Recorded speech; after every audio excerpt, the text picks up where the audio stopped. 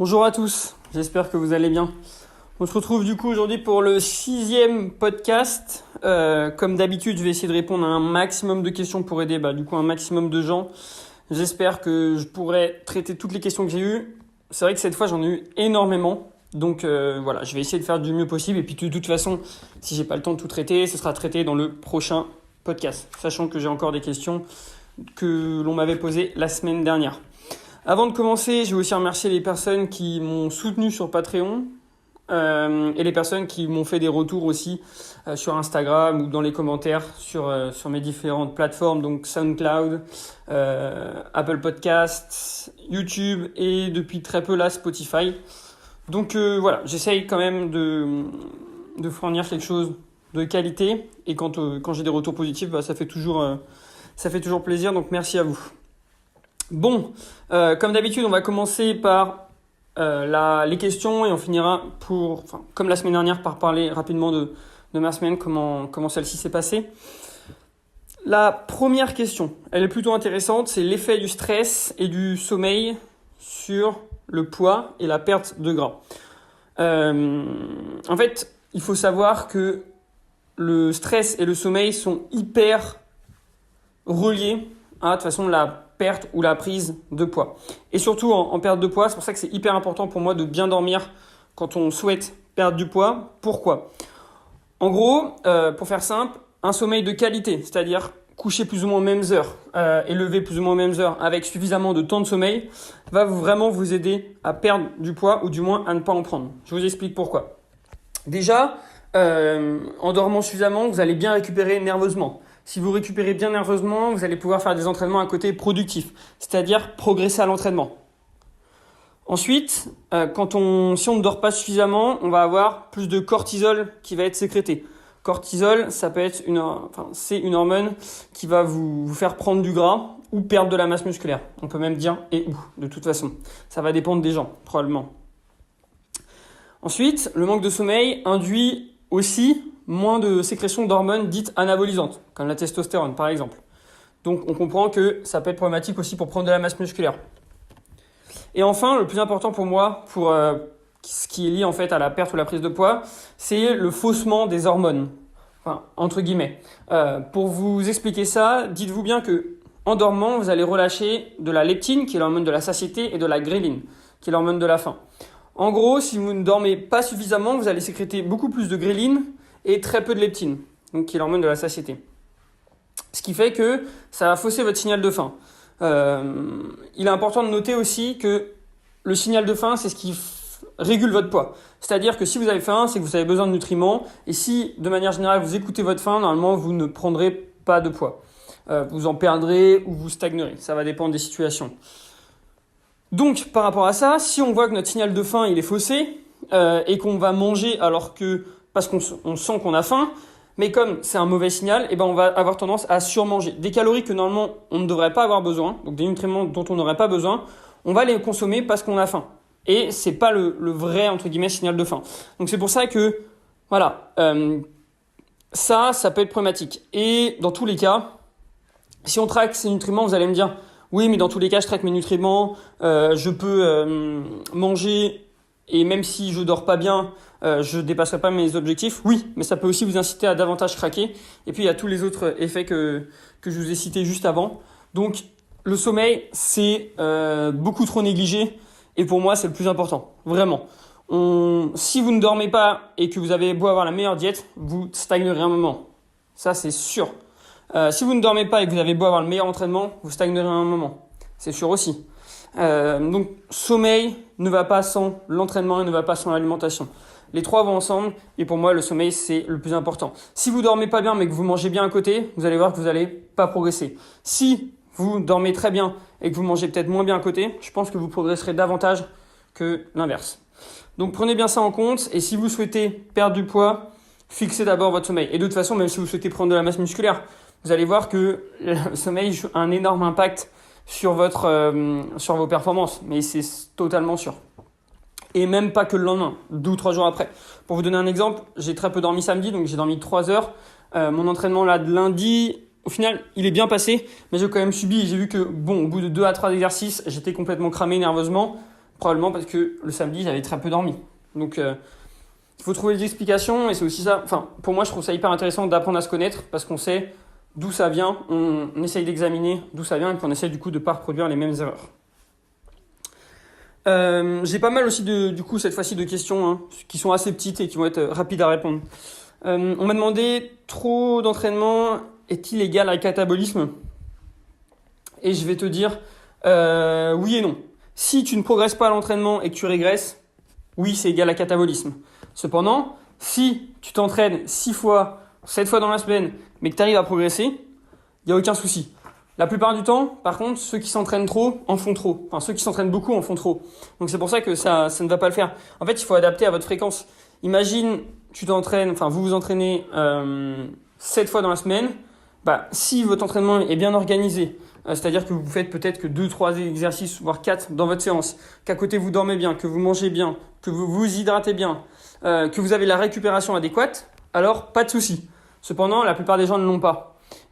Et leur entraînement n'est pas forcément bien organisé. Donc en fait, tout est une question de personnalisation. Certaines personnes pourront le faire. D'ailleurs, certaines personnes arrivent à encaisser aussi 2 entraînements par jour. Mais il faut qu'à côté, tout soit réuni pour optimiser la récupération.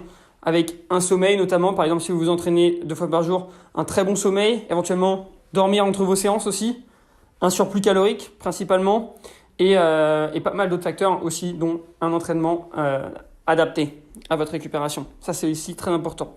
Donc, catabolisme, oui, si tu ne progresses pas, voire même que tu régresses. Évident.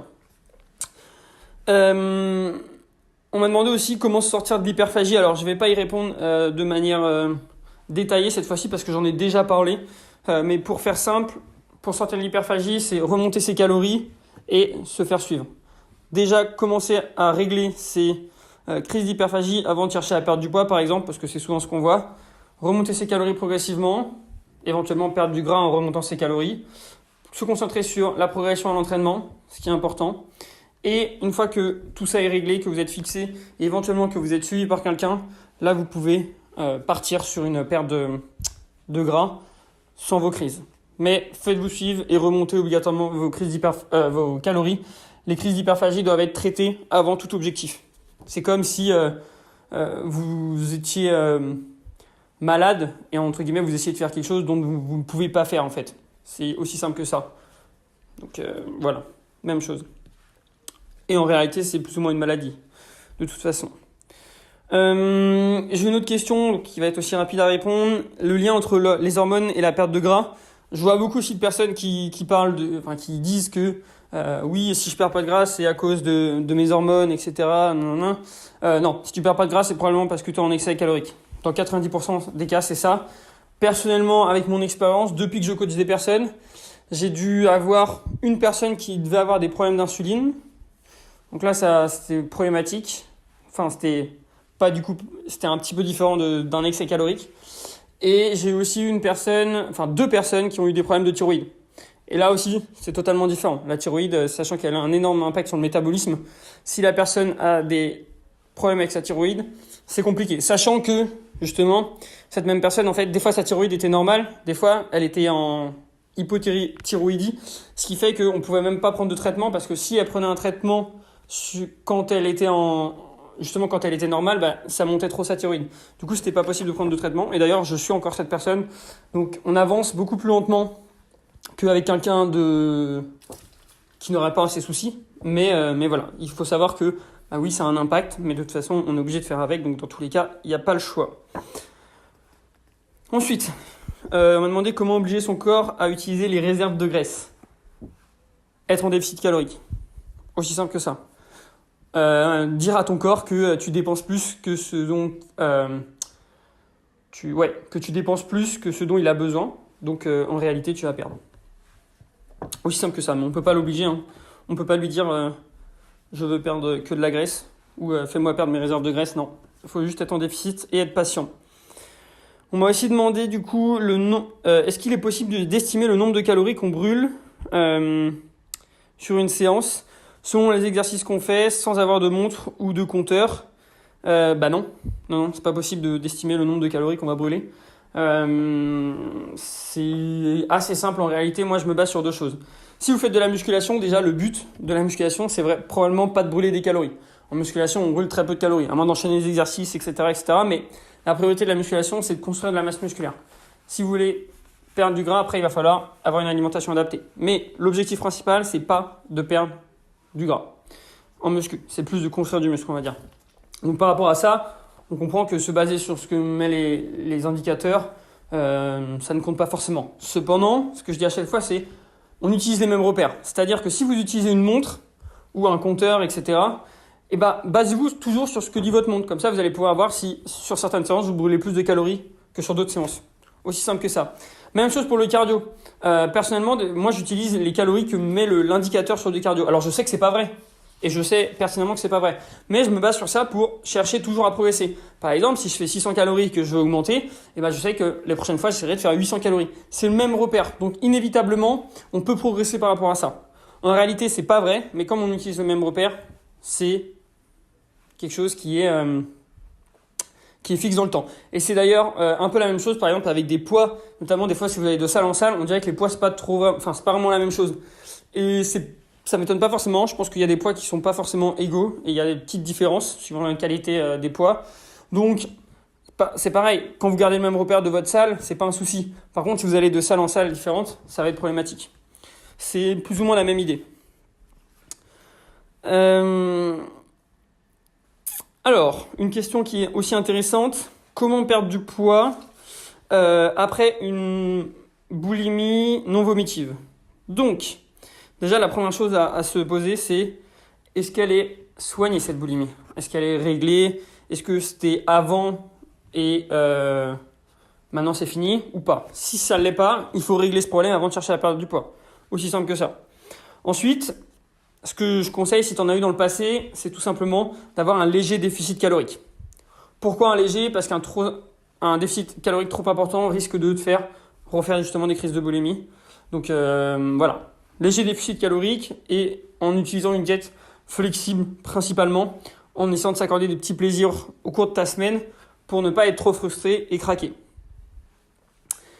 Après, si tu me parles d'une crise que par exemple tu as fait il y a 2 jours et tu veux perdre le poids que tu as pris après par rapport à ça, alors dis-toi que tout simplement c'est de la flotte que tu as pris. Tu prends pas du gras sur une journée où tu vas manger n'importe quoi. Pas du tout. Donc en réalité, c'est pour ça qu'il ne faut pas se dire que le poids déjà se prend comme ça. Le poids se prend sur une période donnée, c'est-à-dire un surplus sur une période donnée. Ça peut être une semaine, un mois, un an. Principalement, moi je me base sur la semaine ou sur le mois. Mais voilà, on ne prend pas du poids sur un jour. Et de toute façon, dites-vous bien que environ 1 kg de gras gagné, ce serait 9000 calories de surplus. Déjà, il faudrait que tu arrives à manger 9000 calories sur une journée, ce qui est énorme. Et en plus, il faudrait que tu aies une maintenance à 0 pour ça. Sachant qu'on n'a pas une maintenance à 0. Et donc, toi non plus. Et tu n'as probablement pas mangé 9000 calories. De plus, il faut savoir que plus on mange, plus aussi on va brûler des calories via la digestion. Donc en réalité, tu n'as même pas 9000 calories de surplus parce que tu vas brûler aussi davantage. Donc voilà, tout ça pour te dire que t'inquiète pas, si ça vous arrive, que ce soit toi ou quelqu'un d'autre, vous ne prendrez pas de poids sur une journée, une crise, etc. Et ça, c'est vraiment quelque chose qui est important. Il faut relativiser. Vous avez fait une crise d'hyperphagie, boulimie, c'est la même chose. Remettez-vous sur votre diète le lendemain.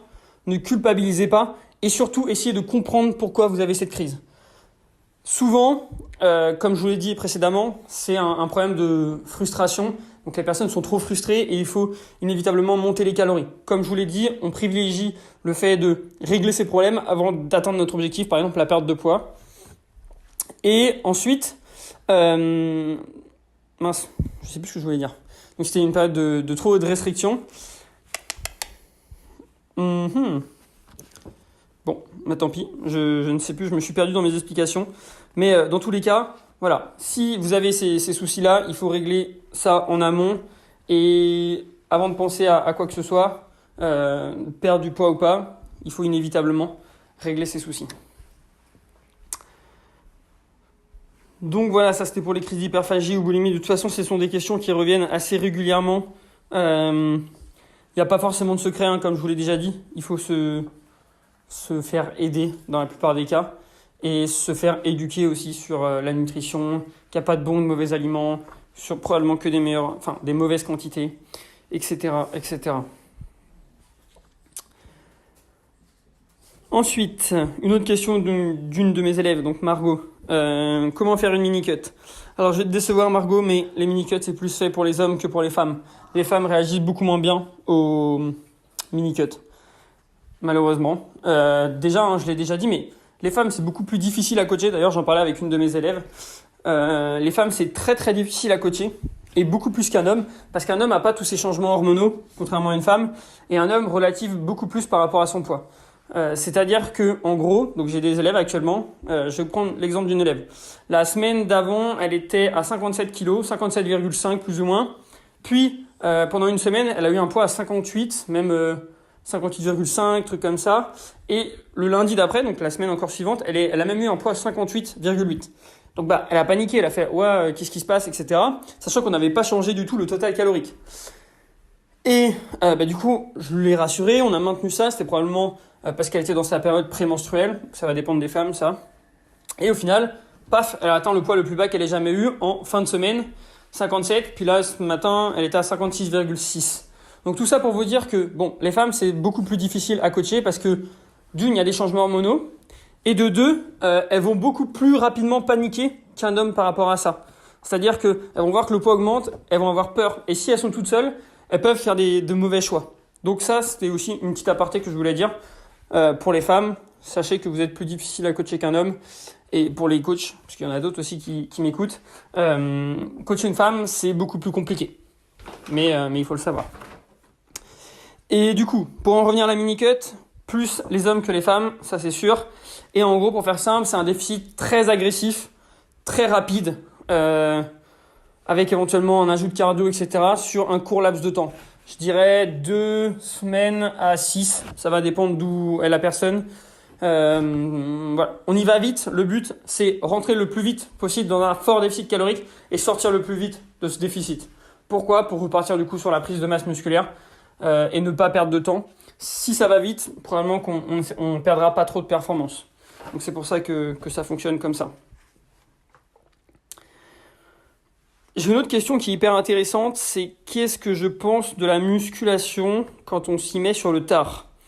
L'âge a-t-il un impact sur les performances? Alors, la musculation quand on s'y met sur le tard, moi je pense que c'est une bonne chose, parce que c'est mieux que de ne pas s'y mettre et que de ne rien faire, ça c'est sûr. Il vaut mieux faire quelque chose plus tard que de ne jamais le faire tout simplement. Cependant, c'est moins optimal que quand on commence quand on est jeune. En effet, on bénéficie beaucoup plus du pic entre guillemets de testostérone, du pic hormonal quand on est jeune que quand on est vieux. On a déjà la testostérone qui a commencé à redescendre. Donc c'est pour ça que oui, ça n'est pas du tout optimal. Mais bon, il vaut mieux ça que rien, ça c'est sûr. Et d'ailleurs, par rapport à ça, on le voit bien, les sportifs de haut niveau commencent toujours hyper jeunes. On voit les gymnastes, ils ont souvent commencé hyper jeunes quand ils sont à un très bon niveau. Donc c'est pas forcément étonnant et du coup le raisonnement se tient. Par rapport aux performances, oui, là j'ai un impact sur les performances. Alors en fait ça va dépendre. De ce qu'il en ressort, il me semble, par rapport aux études, plus on monte en âge, plus on devient fort, mais jusqu'à un certain moment. En gros, vers 20 ans et tout, on est moins fort probablement que vers 30 ans parce que notre système nerveux se développe. Et donc c'est pas étonnant de voir justement que les meilleurs powerlifters ou les meilleurs strongman ou les hommes les plus forts de toute façon du monde ont environ 30 ans, la trentaine, parce qu'on devient de plus en plus fort avec le temps. Cependant, à partir d'un certain moment, ça fait l'inverse. On devient trop vieux et là les performances descendent. Pourquoi? Parce que on a une chute au niveau des hormones, notamment de la testostérone. On a des articulations aussi beaucoup plus faibles, et donc il y a plus de risque de se blesser. Et puis on perd aussi un petit peu de masse musculaire avec le temps. Donc inévitablement, tout ça fait que à partir d'un moment, on perd du muscle et c'est beaucoup plus difficile. Après, si vous commencez la musculation et que vous avez genre 40, 45 ans, vous n'aurez probablement jamais le physique d'une personne qui commence et qui aura 20 ans par exemple. Jamais, impossible. Parce que vous ne serez jamais aussi forte et que c'est un petit peu tard pour commencer. Mais bon, ça ne vous empêchera pas d'avoir un physique mieux que 99% des gens de votre âge. Donc mon meilleur conseil, c'est oui, allez-y et ne vous prenez pas du tout la tête par rapport à ça. La musculation, c'est une très bonne pratique et ça permet aussi justement de lutter contre l'ostéoporose et d'être en forme jusqu'à la fin de sa vie, tout simplement. On m'a aussi du coup demandé une autre question. Compter les calories. Est-ce que ça peut amener à un risque d'orthorexie? Alors, pour faire ça, je vais vite faire résumer ce qu'est l'orthorexie. En gros, l'orthorexie, c'est le fait d'avoir une obsession pour la nourriture saine et de systématiquement rejeter des aliments qui seraient perçus comme malsains. Et moi, ce que je vais vous répondre par rapport à ça, c'est non. Au contraire, vraiment. Le fait de compter ses calories va vous permettre de ne pas devenir orthorexique. Alors ça va dépendre. Si vous êtes sur une diète fixe, il y a de grandes chances que oui, vous en développez. Cependant, si vous êtes sur une diète flexible et que vous êtes éduqué, pas du tout, justement, vraiment pas. Pourquoi? Parce qu'une diète flexible va vraiment vous apprendre qu'il n'y a pas de bons ou de mauvais aliments. Elle va vraiment vous apprendre qu'il y a surtout de mauvaises quantités en fonction du moment où vous allez être. Et aussi en fonction des individus et de votre objectif. Mais en réalité, compter ses calories via une application, notamment en utilisant une diète flexible, va vous empêcher pour moi d'avoir ces soucis. C'est personnellement ce que je vois, parce que dans le passé, comme beaucoup de monde, j'ai un peu été un bro à manger riz, poulet, brocoli à tous les repas, matin, collation, soir.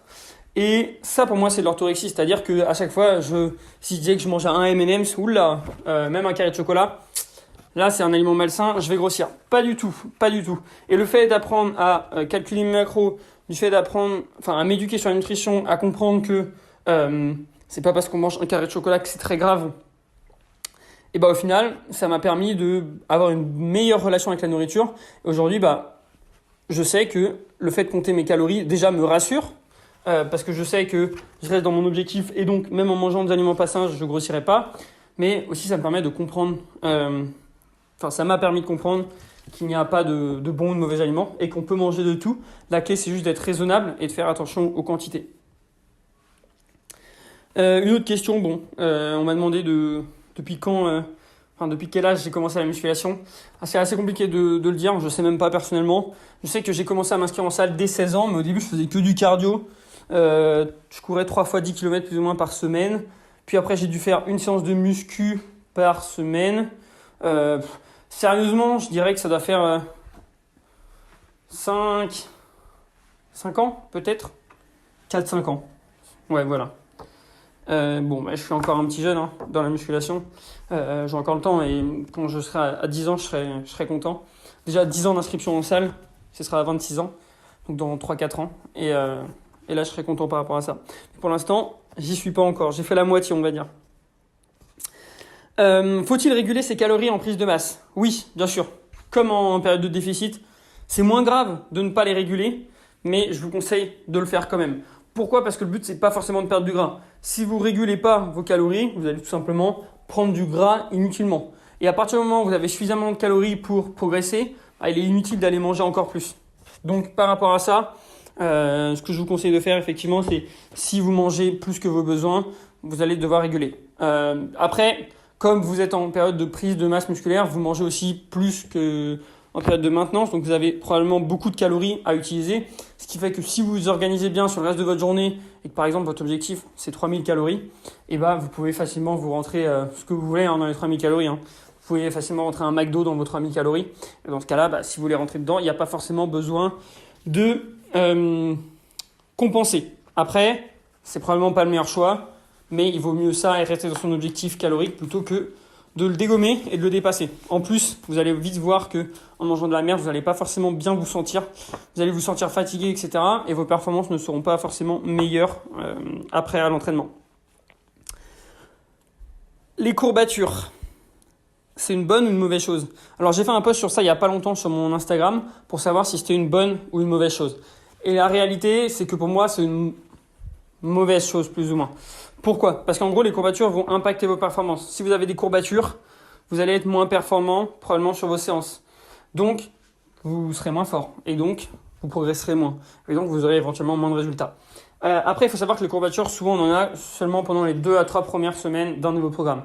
Les courbatures vont être là, en fait, si vous faites subir à votre corps un stress différent de ce que vous lui faites subir d'habitude. Notamment, souvent, d'ailleurs, une tension d'étirement différente. C'est ce qui emmène le plus de courbatures. Donc, à partir du moment où vous êtes sur un programme et que vous êtes dessus depuis 2-3 semaines, normalement, vous allez avoir de moins en moins de courbatures et donc ça va vous permettre aussi de progresser de plus en plus.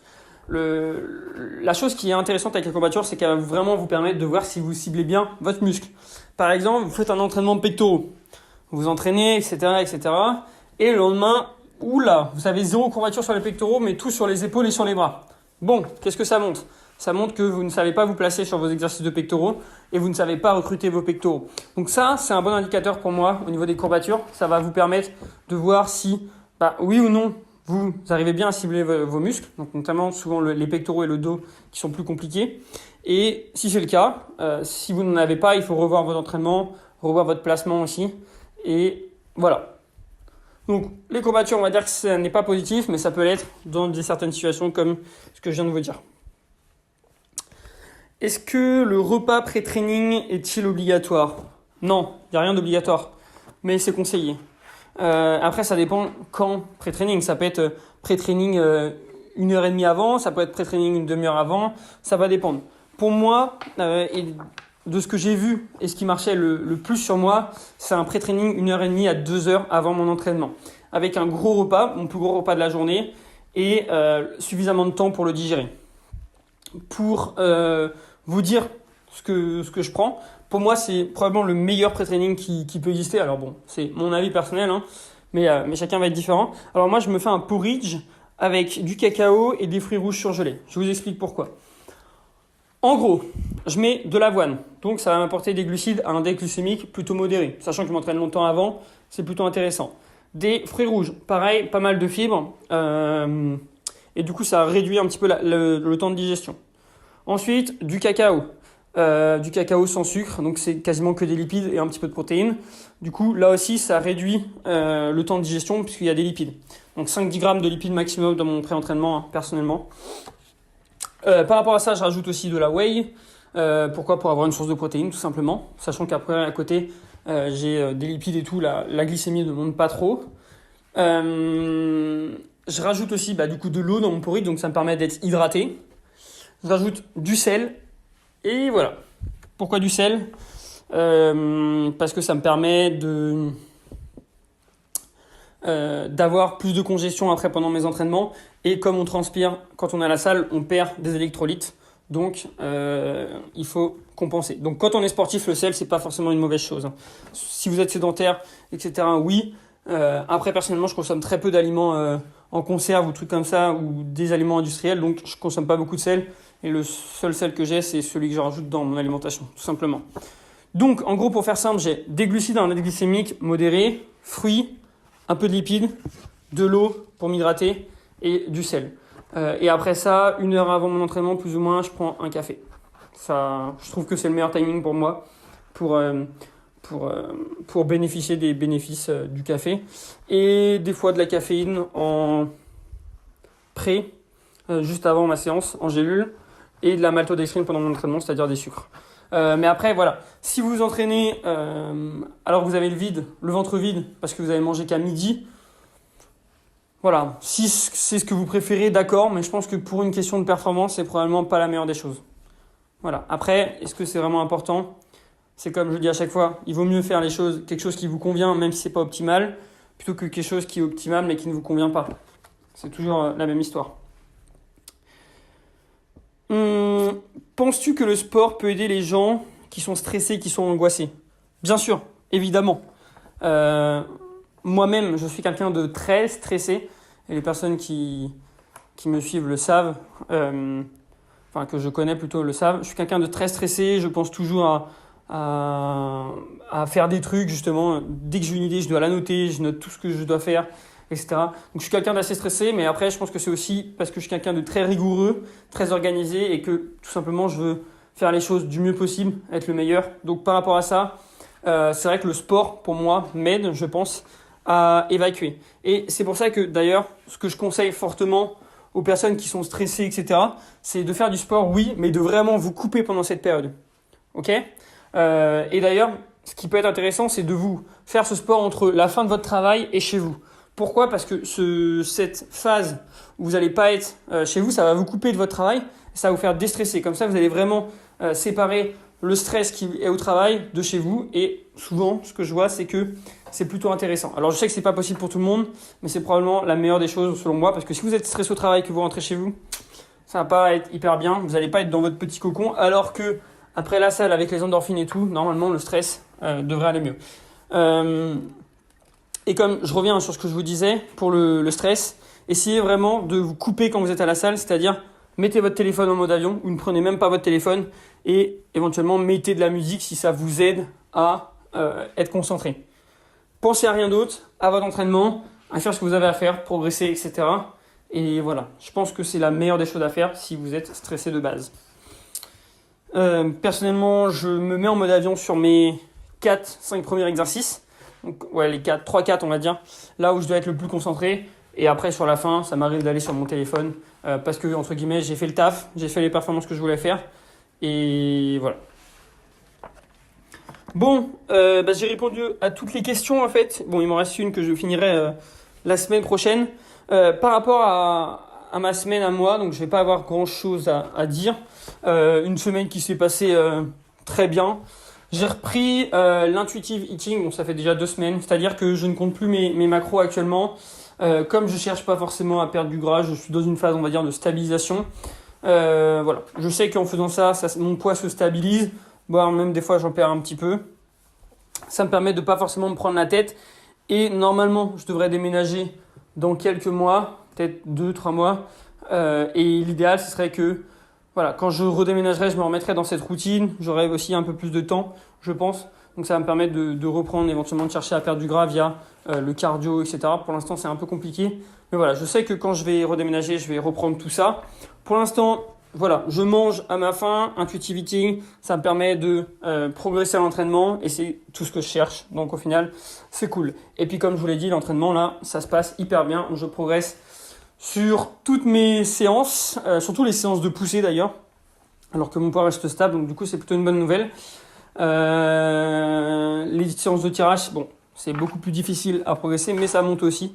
Donc au final c'est plutôt une bonne chose. À voir comment ça va se passer dans les semaines qui vont suivre et comment tout ça va évoluer. Donc voilà, je pense qu'on a fini du coup pour aujourd'hui. C'était le 6e podcast. Encore merci à tous de m'avoir écouté. Merci à ceux qui me soutiennent, qui m'envoient des messages, qui likent et qui commentent les podcasts sur n'importe quelle plateforme, comme je vous l'ai dit au tout début de celui-ci. Si jamais vous avez des questions par rapport à ce que je viens de dire, n'hésitez pas. Des retours même, on peut débattre.